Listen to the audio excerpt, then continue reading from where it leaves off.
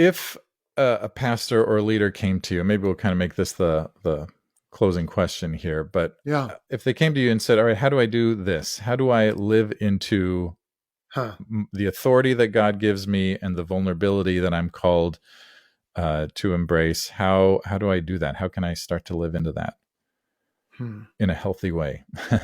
Well, maybe it's given that it's healthy if you're really living into that.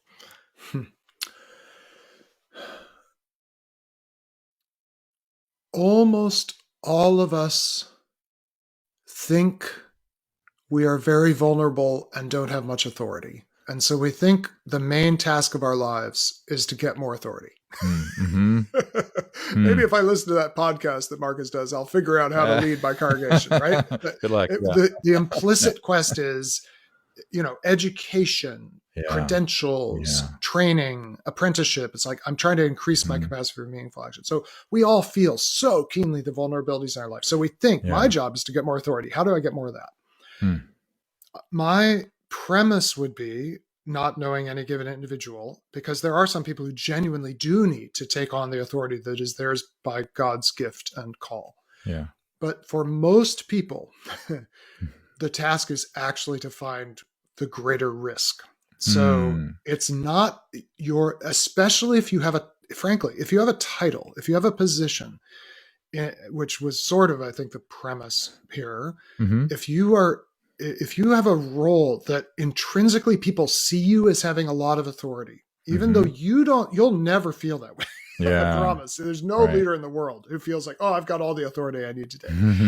But the truth is that we have to, I think about it almost in sailing terms. There are powerful winds blowing us toward the control and safety withdrawal side of this craft. That is, there's so many things in our world, including a lot of the systems around us, including the expectations of the people we lead. They don't actually want us to take meaningful risk either. They want someone to show them that somebody's in charge and that they'll be safe because you're in control, right? Right. It's kind of a bargain between the led and the leaders. We'll be safe by you showing us you're in control. So there's all these forces that kind of blow us toward the left side.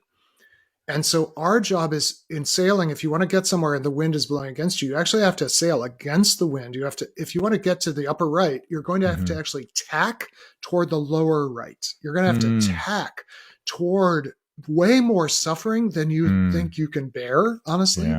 Yeah. And you will find, first of all, that that's a sacrificial act that God will not overlook, and God's redemptive power is unleashed in that situation. Yeah. And you will actually be moving by virtue of kind of tacking against the grain or against the wind of the system you're in, that finding the right meaningful risk will unlock flourishing for you and for the people that you're entrusted with, and will enable them to take meaningful risk as well. Now, the exact content of that is so individual and situational that there's no way to prescribe it. But this would lead to my second piece of advice, which is you are not going to be able to do this without friends. Those of us who are leaders, we will not make it without friends, deep friends, and friends who are not in the system we're in. They have to be outside of it, and you have to go to them and say, here is the full reality of what I'm experiencing, and help me see what, and I think it's fair to ask both questions. What's the meaningful action that is available to me? And what's the meaningful risk? And so honestly, I pray this every day when I wake up, at least every day I remember. I start my day basically saying, God, show me my meaningful action today and show me my meaningful risk.